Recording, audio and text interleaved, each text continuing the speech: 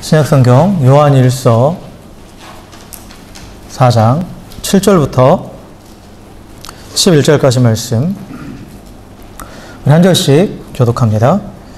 사랑하는 자들아, 우리가 서로 사랑하자. 사랑은 하나님께 속한 것이니 사랑하는 자마다 하나님으로부터 나서 하나님을 알고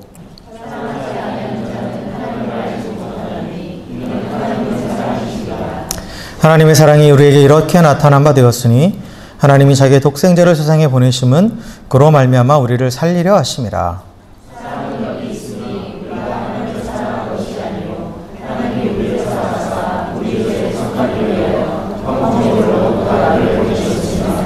함께 읽습니다. 사랑하는 자들아, 하나님이 이같이 우리를 사랑하셨은즉 우리도 서로 사랑하는 것이 마땅하도다. 아멘. 아멘. 예. 할렐루야. 예. 우리 옆에 계신 분하고 이렇게 인사했으면 좋겠습니다. 당신의 얼굴을 보니 내 마음이 참 편안해집니다. 이렇게 인사합시다. 네. 네.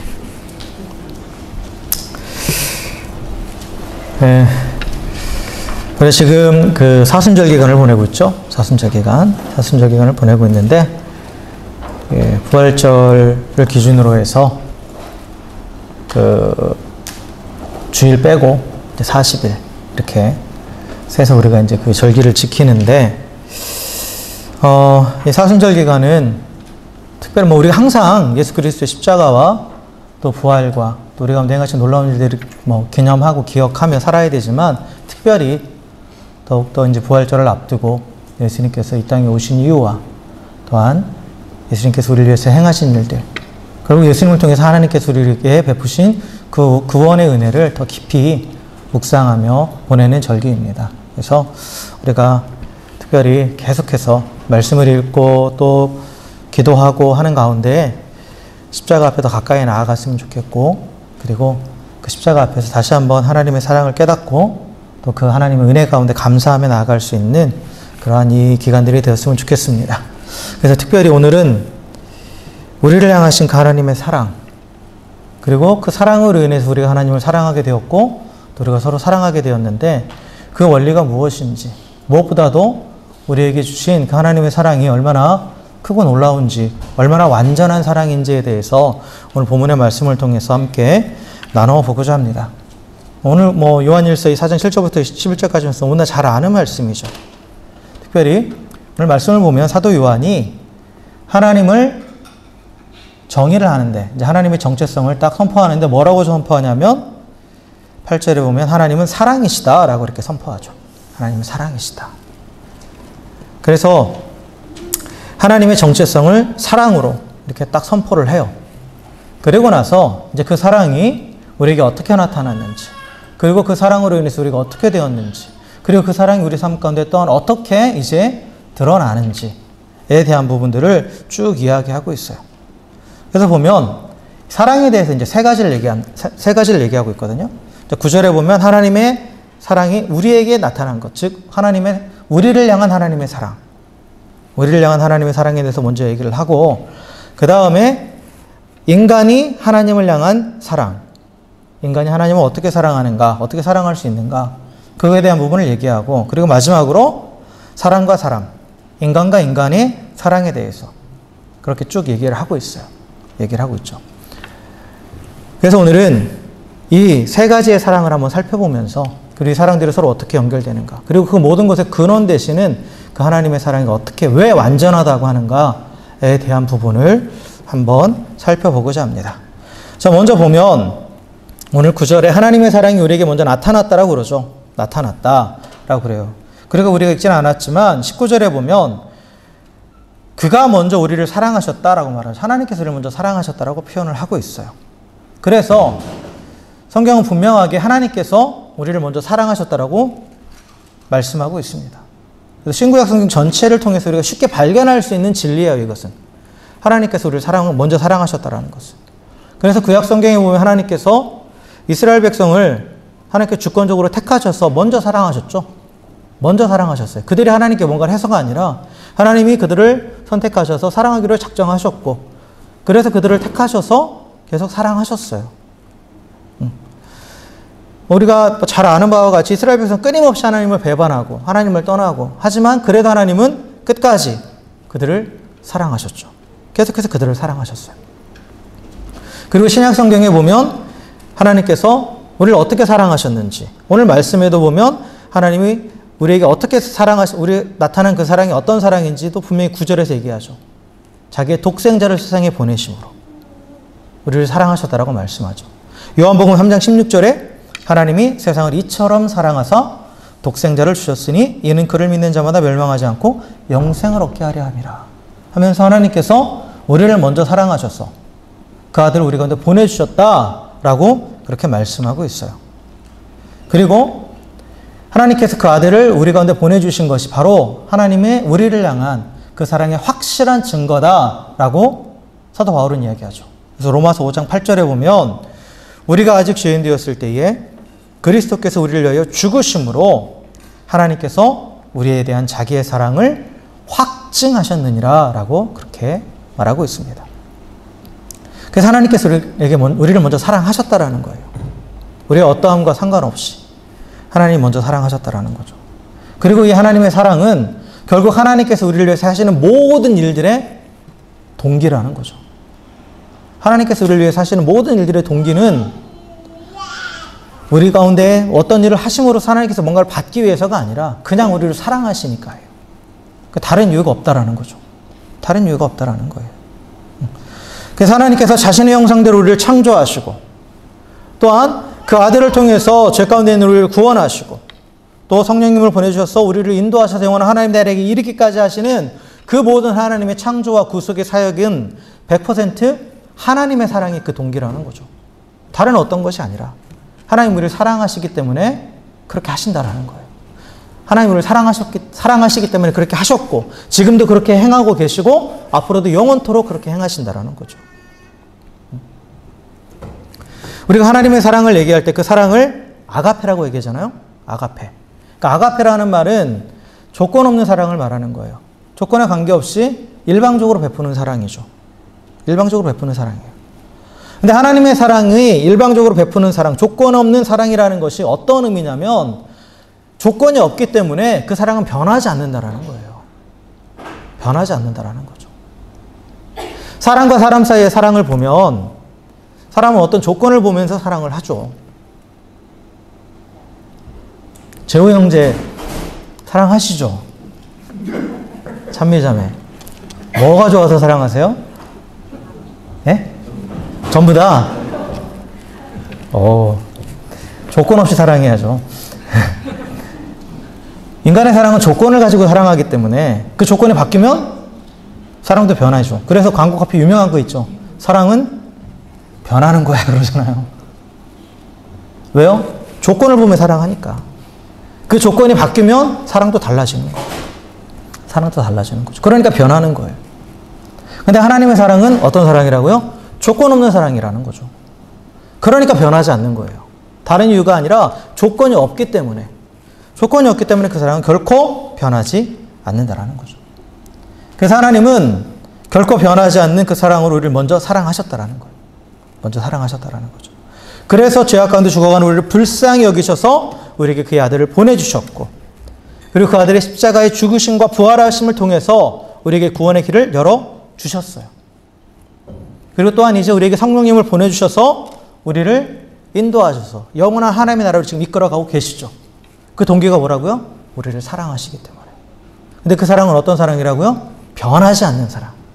변하지 않는 사랑이라는 거예요. 그러니까 하나님께서 우리 가운데 베푸시는 모든 구원의 은혜, 구속의 사역은 이 변하지 않는 하나님의 사랑에서 비롯된 거예요. 그러니까 하나님께서 우리 가운데 베푸신 구원의 은혜는 결코 변하지 않는 거죠. 결코 변하지 않는 거예요. 조건 없이 사랑하시는 그 사랑으로 인해서 우리 가운데 구원의 은혜를 베풀어 오셨기 때문에, 만약에 우리가 구원받는 것이 우리의 어떤 자격이나 우리의 어떠한 모습이나 이런 것 때문에 구원받는다면 우리는 누구도 자신의 구원을 확신할 수 없죠. 왜냐하면 우리는 변하는 존재잖아요. 계속해서 변하죠. 계속해서 변해요. 근데 우리를 구원하신 그 하나님의 동기는 변하지 않는 그 사랑이기 때문에, 그렇기 때문에 하나님께서 우리에게 베푸신 그 은혜는, 구원의 은혜는 결코 변하지 않는다라는 거예요. 그래서 여기에 우리가 구원을 확신할 수 있는 이유가 여기 있는 거죠. 변하지 않는 하나님의 사랑 때문에 우리는 흔들리지 않는 구원의 확신을 가질 수 있는 거예요. 그리고 또한 하나님의 사랑은 변하지 않을 뿐만 아니라 이 세상에서 가장 강력한 사랑, 가장 강력합니다. 그래서 이 세상의 어떤 것도 그 하나님의 사랑을 막을 수 없고 그 하나님의 사랑을 끊을 수 없다라고 말해요. 로마서 8장 38절에서 39절에 보면 내가 확신하노니 사망이나 생명이나 천사들이나 권세자들이나 어떤 현재일이나 장래일이나 능력이나 높음이나 깊음이나 다른 어떤 피조물이라도 우리를 우리 주 그리스도 예수 안에 있는 하나님의 사랑에서 끊을 수 없으리라. 세상의 그 어떤 강력한 권세도, 세상의 그 어떤 것도 하나님의 사랑을 이길 수 없다라는 거예요. 그리고 그 사랑 안에 있는 우리를 결코 해할 수 없다라는 거죠. 그 사랑 안에, 그 사람과 우리의 관계를 끊을 수 없다라고 분명하게 말씀하고 있어요. 그래서 우리는 변하지 않는 사랑, 그리고 그 어떤 것도 끊을 수 없는 그 하나님의 사랑을 받은 자예요. 그리고 지금도 그 사랑을 받고 있고 영원토록 그 사랑 안에 거하는 자입니다. 그렇기 때문에 우리는 어떤 상황에서도 그 하나님의 사랑을 힘입어서 구원을 확신할 수 있는 것이고, 그리고 또한 장차 영원한 하나님의 나라에 들어갈 그 산 소망을 가지고 오늘을 인내하며 살아갈 수 있는 거예요. 우리가 이 땅 가운데 겪게 되는 이런 여러 가지 어려움들, 여러 가지 문제들을 인내하고 버틸 수 있는 것은 바로 변하지 않는 하나님의 사랑, 그리고 이 세상에 어떤 것보다 강력한 하나님의 사랑이 우리가 함께하고 있기 때문에, 우리를 붙들고 있기 때문에 우리는 상황과 환경에 상관없이 구원을 확신할 수 있고, 그리고 하늘나라를 향한 소망이 죽은 소망이 아닌 살아있는 소망이 되는 거죠. 그래서 우리를 향한 하나님의 사랑은 우리를 이 땅에서 살아가게 하는 능력이 되는 거예요. 능력이 된다는 거죠. 그런데 이 하나님의 사랑은 단순히 우리 가운데 하나님께서 베푸시는 그 사랑만으로 끝나는 게 아니에요. 끝나는 게 아니라 우리가 하나님을 사랑할 수 있게 만들어준다는 거예요. 우리가 하나님을 사랑할 수 있게 만들어요. 자, 우리 인간이 하나님을 사랑해야 되는 거죠. 성경은 분명하게 인간은 하나님을 사랑해야 된다고 분명히 말해요. 그렇죠? 그래서 인간의 하나님을 향한 사랑은 사실 먼저 하나님 우리를 사랑하셨기 때문에 그 사랑에 대한 응답이죠. 그 사랑에 대한 응답이에요. 그러니까 진정한 관계라는 것은 뭐예요? 주고받는 거잖아요. 주고받는 거예요. 사랑은 주고받는 거죠. 그렇죠? 일방적인 게 아니죠. 주고받는 거예요. 그래서 하나님이 우리를 이렇게 사랑하셨기 때문에 당연히 인간도 그에 대한 반응으로 하나님을 사랑해야 되는 거죠. 그래서 성경은 계속해서 하나님을 사랑하라고 명령하는 거예요. 그래서 인간에게서 가장 중요한 것은 하나님을 사랑하는 거라고 그렇게 명령을 합니다. 그 대표적인 말씀이 신명기 6장 5절의 말씀이죠. 너는 마음을 다하고 뜻을 다하고 힘을 다하여 내 하나님 여호와를 사랑하라 라고 그렇게 선포하고 있어요. 그 예수님께서도 이 구절을 인용하셨죠. 이 구절을 인용하셨어요. 그래서 가장 큰 계명이 무엇입니까? 라고 물어보는 그 질문에 대해서 내 마음을 다하고 목숨을 다하고 뜻을 다하여 주 너의 하나님을 사랑하라 하셨으니 이것이 크고 첫째 되는 계명이다 라고 분명히 말씀하셨죠. 그러니까 하나님을 사랑하는 것이 가장 중요하고 가장 우선이라는 거예요. 가장 우선이라는 거죠. 성경은 우리에게 하나님을 사랑하라고 분명하게 말해요. 그런데 어떻게 사랑하라? 마음을 다하고 뜻을 다하고 힘을 다하고 목숨을 다하라 라는 거죠. 그래서 이 말씀은 뭐냐면 뜻을 다하다라는 것은 나의 모든 지각을 말하는 거예요. 모든 지각을 다 타용해서 하나님께 집중하고, 그리고 온 마음과 힘을 다하여, 즉 내 전 인격으로 하나님을 사랑하라는 거예요. 그리고 어디까지? 목숨까지 바쳐서라도. 왜냐? 생명을 주신 분이니까. 하나님이 내게 생명을 주신 분이니까 그 주신 생명을 바쳐서까지 하나님을 사랑하라고 분명하게 가르쳐주는 거죠. 그렇게 명령하고 있어요. 그리고 이 말씀은 결국 우리가 이 땅을 살아가면서 하나님께 최고의 가치를 두고 하나님께 우선순위를 두라는 뜻이에요. 그리고 모든 말과 행동, 그리고 그 생각이 하나님께로 향해 있어야 된다는 거죠. 결국 하나님을 사랑한다는 것은 하나님께 최고의 가치와 우선순위를 두며 하나님을 내 삶의 중심에 모시고 살아가는 거예요. 이게 하나님을 사랑하는 겁니다. 어떤 특정한 행동만을 말하는 게 아니라 어떤 종교적인 것을 잘 지키는 것만을 말하는 게 아니라 하나님께 최고의 가치를 두고 하나님께 우선순위를 두고 그래서 하나님이 가장 중요한 분이시기 때문에 내 삶의 중심에 모시고 그렇게 살아가는 거예요. 그게 하나님을 사랑하는 것이라고 분명하게 성경은 우리에게 가르쳐주죠. 근데 여기 하나의 문제가 있어요. 어떤 문제냐면 10절에 보니까 우리가 하나님을 사랑한 것이 아니라 라고 말하죠. 우리가 하나님을 사랑한 것이 아니다 라고 말해요. 이 말은 어떻게 해석할 수 있냐면 우리가 하나님을 사랑할 수 없다라는 거예요. 우리 스스로는 하나님을 사랑할 수 없다라는 거예요. 근데 이 말씀이 맞아요. 이 말씀이 맞습니다. 왜냐하면 인간이 범죄한 이후에, 인간이 타락한 이후에는 인간은 하나님을 사랑할 수 없는 존재가 되었어요. 아까 하나님을 사랑한다는 게 뭐라고 그랬어요? 하나님께 최선의 가치를 두고 하나님을 우선순위를 두고 하나님을 내 마음에 모시고 사는 것, 중심에 모시고 사는 거라고 그랬잖아요.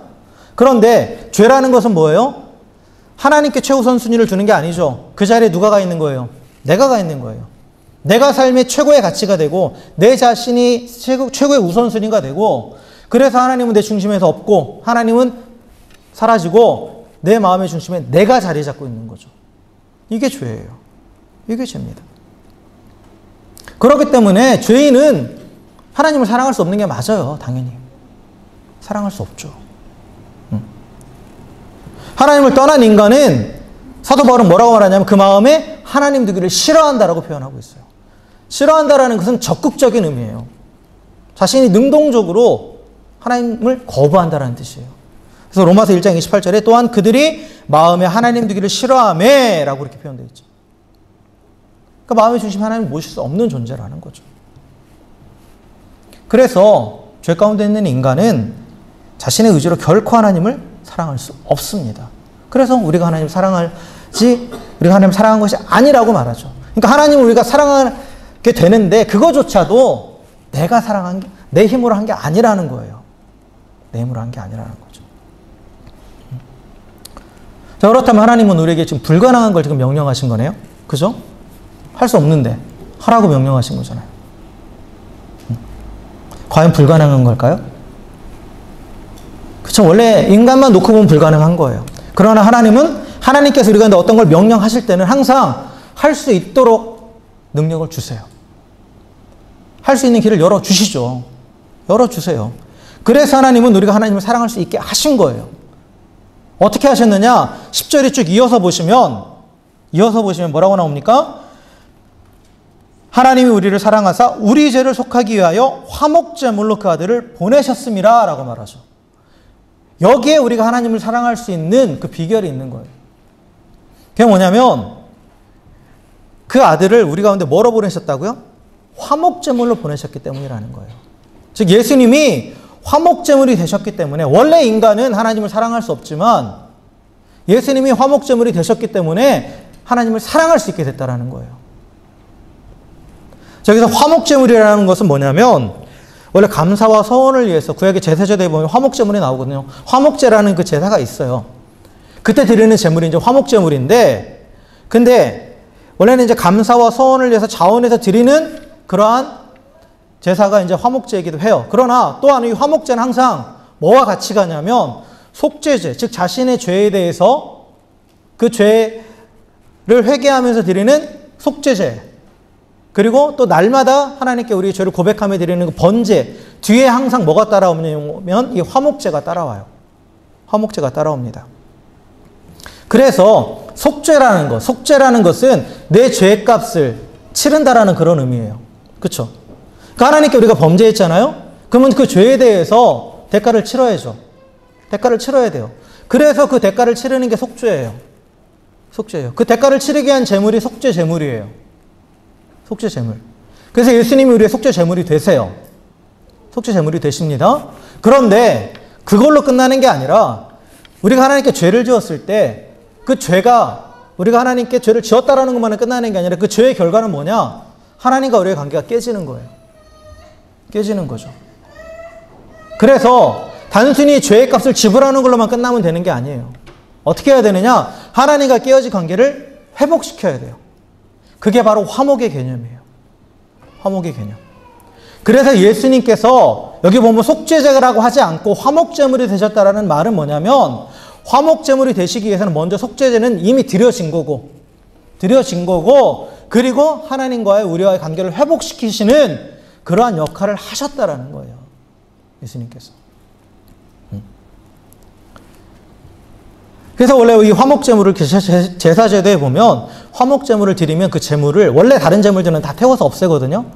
그런데 이 화목제물만큼은 이 제사를 드린 사람도 같이 먹을 수 있어요. 그러니까 다른 제물은 다 태워 바치든지 제사장만 먹을 수 있는데, 이 화목제물은 제사를 드린 사람도 같이 먹어요. 그리고 이웃과 나눠서 먹어요, 같이. 그러면서 뭐를 선포하는 거냐면, 내가 하나님과 함께 다시 이렇게 먹고 마실 수 있게 되었다. 이러한 관계가 회복되었다라는 것을 선포하는 거예요. 그러니까 예수님께서 화목제물이 되셨다라는 것은 하나님과 우리의 관계가 회복되었음을 분명하게 보여주는 거죠.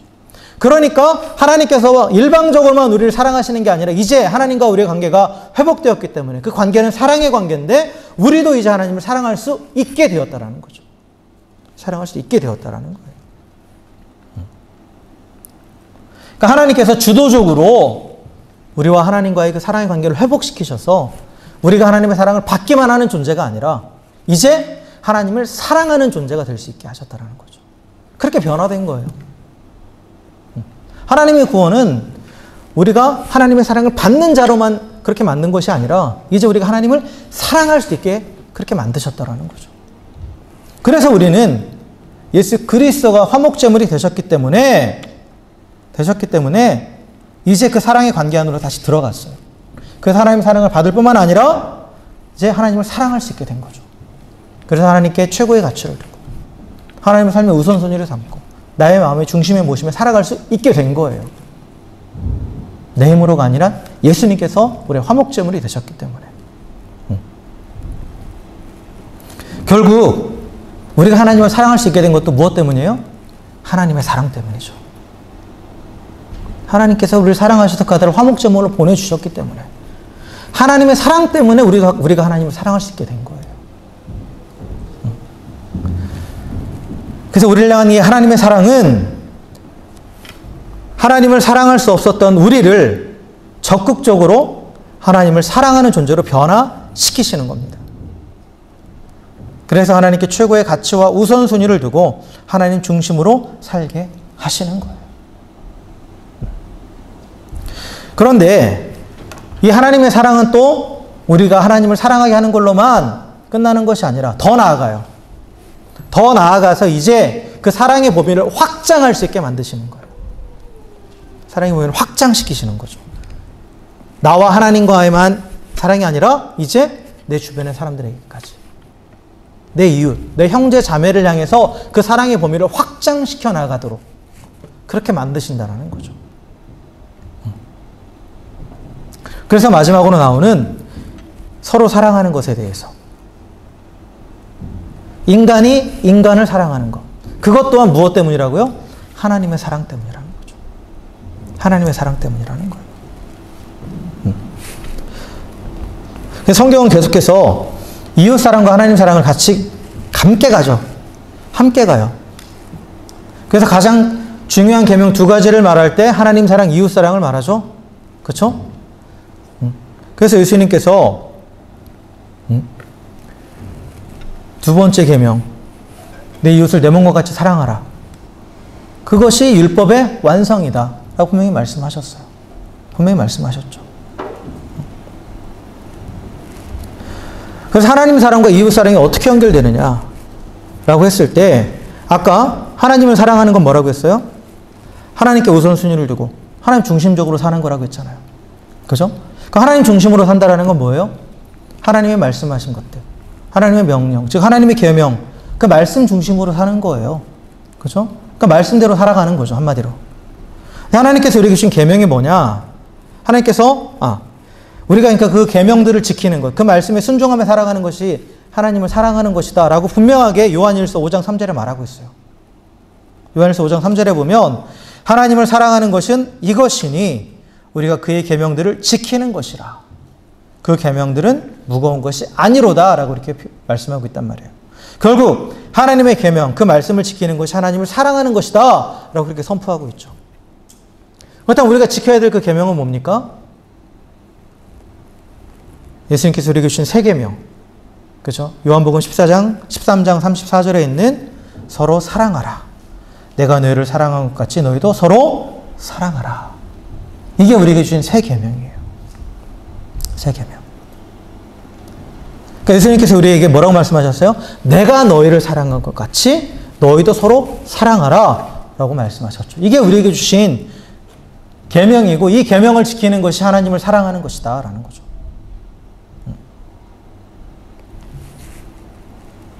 그래서 결국 인간을 향한 사랑은 하나님이 우리를 사랑하셨기 때문에, 그리고 하나님이 우리를 하나님을 사랑할 수 있게 하셨기 때문에, 그리고 그 사랑의 실천으로 서로 사랑하라고 하셨기 때문에 쭉 연결이 돼서 그 이웃을 향한 사랑의 근거도 또한 그 원동력도 바로 하나님의 사랑이라는 거예요.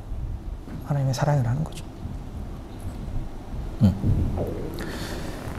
그리고 우리가 이 계명을 실천하기 위해서 결국 내가 하나님을 이제 사랑하는 자가 되었는데, 그리고 우리 하나님을 사랑해야 되는데, 이를 위해서 결국 이웃을 내 몸과 같이, 또한 예수님이 나를 사랑하신 것 같이 사랑해야 되는데, 그러면 그거 어떻게 하는 것이 내 이웃을 예수님이 나를 사랑하신 것 같이 사랑하는 것인가? 라고 했을 때, 예수님이 우리를 어떻게 사랑하셨죠? 앞에서 얘기했어요. 하나님과 우리의 관계를 회복시키시기 위해서 뭐가 되셨다고요? 화목제물이 되셨죠. 그렇게 사랑하셨어요. 그죠? 그렇다면 우리도 어떻게 해야 되는 거예요? 나와 사람 사이에, 그리고 이 사람과 하나님 사이에 관계를 회복시키기 위한 뭐가 돼야 된다는 거예요? 화목제물이 돼야 된다는 거예요. 내가 화목케 하는 자가 돼야 된다는 거죠. 모든 관계를 화평케 하는 자가 돼야 된다는 거예요. 그래서 팔복 가운데에 화평케 하는 자, 하나님의 아들이라 불린다고 말씀하셨죠. 화목하게 하는 자. 그래서 이 모든 관계를 내가 그러면 이웃을 사랑하라고 했으니까 그래 열심히 사랑해야지 하면서 내 감정적으로만 사랑하는 것이 아니라 내 이웃과의 사랑의 관계를 회복하기 위해서 적극적으로 내가 화목제물이 되어야 된다는 거예요. 즉 내가 죽고 내가 희생하고 내가 헌신해야 된다는 거죠. 그래야만 이 사랑이 가능한 거예요. 예수님이 하신 것이 그거니까. 우리가 서로 사랑하라는 그 계명만 가지고 거기서 서로 사랑하라는 거 그것만 생각하는데 분명히 뭐라고 말씀하셨어요? 내가 너희를 사랑한 것 같이 해요. 내가 너희를 사랑한 것 같이. 그래서 일반적인 사랑은 조건을 보고 사랑하고, 또한 일반적인 사랑은 give and take죠. 주고받는 것을 가지고 사랑을 해요. 그러나 우리에게 주신 그 사랑은 아가페의 사랑, 일방적으로 베푸신 사랑이에요. 희생제물이 되었다라는 거, 화목제물이 되었다라는 거, 일방적인 헌신이죠. 일방적인 희생이에요. 그럴 때 우리가 이웃을 사랑할 수 있는 거예요. 그러한 사랑으로 사랑하라고 분명하게 말씀하시는 거죠. 그래서 하나님을 사랑하는 사람은 내가 너를 사랑한 것 같이 너도 서로 사랑하라 하신 이 계명에 순종해서 서로 사랑하기 위해서 적극적으로 내가 화목제물이 되어서 자신을 희생하는 겁니다. 이웃과의 관계에 있어서 내 마음에 맞는 사람만 사랑하는 것이 아니라 때로는 나에게 해를 끼치는 자, 나를 적대시하는 자에게도 내가 화목제물이 되어서, 예수님이 우리에게 그러셨던 것처럼 우리가 예수님을 대적했잖아요. 하나님을 대적했는데, 그런데 그 관계를 회복시키기 위해서 하나님께서 자신이 희생제물이 되셨죠. 똑같은 원리예요. 나를 대적하는 자에게도 내가 그 관계를 회복시키기 위해서 네가 어떻게 하는지 보고 사랑할게가 아니라 내가 희생하고 헌신함으로 그 관계를 회복시켜 가야 된다는 거죠. 그게 이 계명을 지키는 거예요. 그래서 예수님께서 희생제물이 되셔서 우리와 하나님과 관계를 회복시키시고 우리가 하나님과의 그 사랑의 관계 안에 들어가게 하신 것처럼 내가 이웃과에 있어서 관계에서 내 자신이 화목제물이 되어서 그 이웃을 그 사랑의 관계 안에 들어올 수 있도록, 그리고 더 나아가 하나님과의 사랑 관계 안에 들어가서 우리가 온전히 하나 될 수 있도록 그렇게 해야 된다는 거죠. 그게 계명을 지키는 거고, 그것이 결국 하나님을 사랑하는 것입니다. 근데 사실 우리의 힘으로는 우리가 예수님처럼 희생제물에 대해 섬길 수 없어요. 근데 요한일서 5장 3절에 그의 계명이 무겁지 않다라고 분명히 말씀하셨죠. 근데 솔직히 무겁죠? 안 무거우세요? 그 무게감이 확 오지 않으세요? 희생해야 된다는데. 그게 무겁지 않은 사람이 누가 있겠어요? 그죠? 근데 왜 무겁지 않다라고 말씀하시냐면 예수님께서 나의 멍에는 가볍다라고 분명히 말씀하셨어요. 수고하고 무거운 짐진들아 다 내게로 오라 내가 너를 쉬게 하리라 와서 내게 배우고 내 멍에를 지라 내 멍에는 가볍다. 쉽고 가볍다라고 말씀하셨어요. 왜 쉽고 가볍냐면 이 멍에는 혼자 매는 게 아니거든요. 우리가 혼자 매려고 하면 정말 부담스럽죠. 부담스럽죠. 그 무게에 짓누릴 수밖에 없어요. 그리고 이게 종교적인 어떤 의무가 돼서 짓누를 수밖에 없어요. 그런데 이 멍에를 예수님이 같이 매주시겠다라는 거예요. 함께 매주신다라는 거죠. 그래서 우리에게 보내주신 분이 누구예요? 성령님이에요. 성령께서 우리 안에 계셔서 이 멍에를 같이 매주신다라는 거예요. 그래서 내 힘으로 할 수 없는데 성령께서 할 수 있게 하신다라는 거죠. 세 계명이 왜 세 계명이냐면 옛 계명은 지키지 못했어요. 근데 새 계명은 지킬 수 있어요. 그리고 그 원리가 뭐냐? 그 빛이 우리 가운데 임했기 때문에.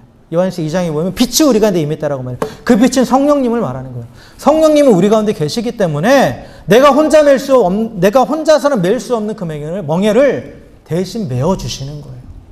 그래서 그렇게 할 수 있게 하신다라는 거죠. 그래서 우리가 성령께서 어떻게 하시느냐? 그 하나님의 말씀을 기억나게 하고 생각나게 하고 떠오르게 하시는 거예요. 그리고 할 수 없음에도 불구하고 내가 순종하려 할 때 그때 성령께서 우리가 감당할 수 있는 힘을 주시는 거예요. 힘을 주시는 거죠.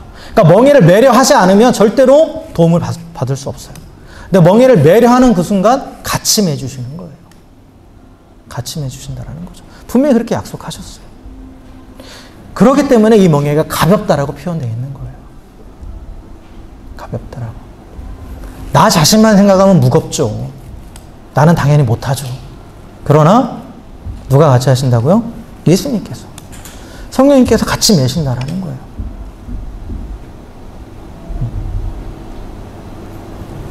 소가 멍에를 맬 때 어미소와 아기소가 같이 매거든요. 지금 이 비유는 그거를 염두에 두고 하신 비유예요. 그래서 멍에의 모든 무게는 누구한테 가요? 어미소한테 가요.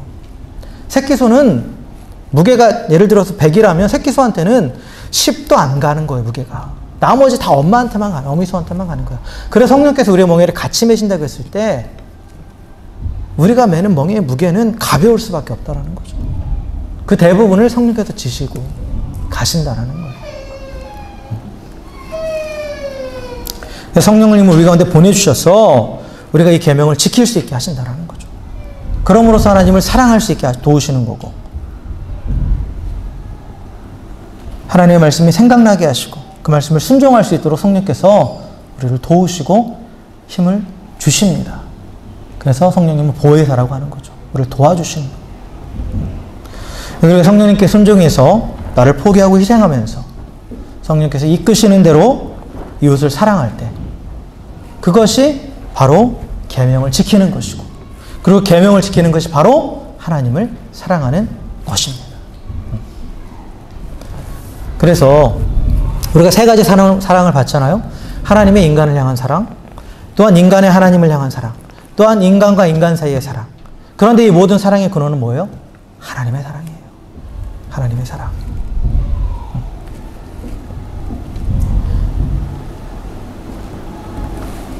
그래서 사도 요한이 오늘 7절과 8절에서 이렇게 말하죠. 사랑하는 자들아 우리가 서로 사랑하자.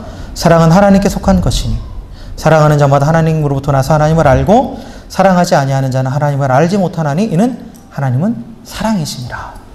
우리가 하나님을 사랑할 수 있는 것도 우리가 서로 사랑할 수 있는 것도 무엇 때문이다? 하나님의 사랑 때문이다. 결국 우리가 서로 사랑한다는 것은 하나님의 사랑을 안다라는 증거죠. 안다라는 증거예요. 우리가 하나님을 사랑한다는 것도 뭐예요? 하나님의 사랑을 안다라는 증거예요.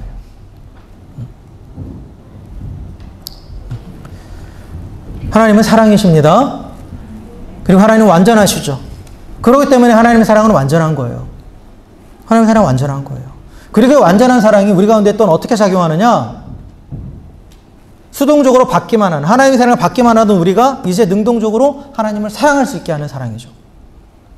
그리고 그 사랑의 범위가 제한되어 있는 게 아니라 이웃을 향해서 계속해서 확장되어 갈 수 있도록 하는 그런 무한하신 사랑이죠. 살아계신 하나님이 먼저 우리를 사랑하셨고 그 사랑으로 인해서 우리도 하나님을 사랑하게 되었고 또 하나님을 사랑하기 때문에 이웃을 사랑하게 되었어요. 그래서 결국 모든 관계가 사랑 안에서 완전해지고 하나가 된 거죠. 그래서 하나님의 사랑이 모든 관계 안에서 그 사랑으로 하나 되게 하는 완전한 사랑인 거예요. 완전한 사랑인 거죠. 예. 말씀을 정리하겠습니다. 하나님은 사랑이시며 또한 모든 사랑의 근원 되십니다. 그리고 그 하나님의 사랑은 완전하여 그 완전한 하나님의 사랑이 먼저 우리를 향했고 그리고 그 사랑으로 인해서 이제 우리도 하나님을 사랑할 수 있게 되었습니다. 그리고 하나님을 사랑하기 때문에 또 우리는 서로 사랑하게 되었다라는 거죠. 우리를 향하신 그 하나님의 사랑은 결코 변하지 않죠? 변하지 않습니다. 그래서 그 사랑으로 인해서 우리 가운데 베푸신 그 구속의 사역, 그 놀라운 구원의 은혜도 결코 변하지 않습니다. 그래서 날마다 그 사랑 안에서 구원의 확신을 가지고 살아갈 수 있는 거예요.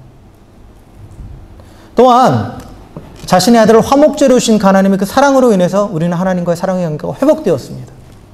그래서 원래는 하나님을 마음에 두기 싫어했고 내 멋대로 살아가는 존재였지만 이제는 하나님을 마음에 모시고 하나님께 최고의 가치를 두고 하나님을 우선순위에 두면서 하나님을 사랑한다고 고백하면서 살아갈 수 있는 존재가 되었습니다.